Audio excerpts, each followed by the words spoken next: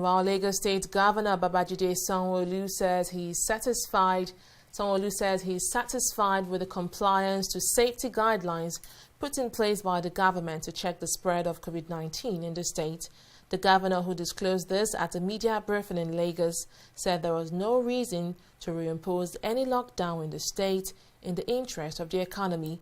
He said the state government was considering full reopening of the critical sectors of the economy, but would not be pushed in a hurry. All of the players in the restaurant business, spa business, event centers, entertainment, the malls and the cinemas will go through a form of re-registration and space management.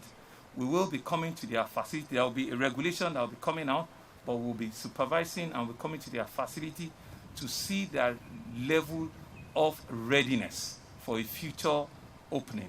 When that opening will happen in the weeks ahead, I don't know. But we want them to begin to tune themselves to the reality of COVID-19, what their floor spaces needs to look like. Also at our places of worship, as much as possible, we will be going and working with them to see their level of preparedness in the event that we're going to unlock them in future. How well have they spaced out their auditorium, their places of worship? How many people can it take at any point in time? Ensuring that we keep as much space as possible before we begin to see them being ready for that unlocking.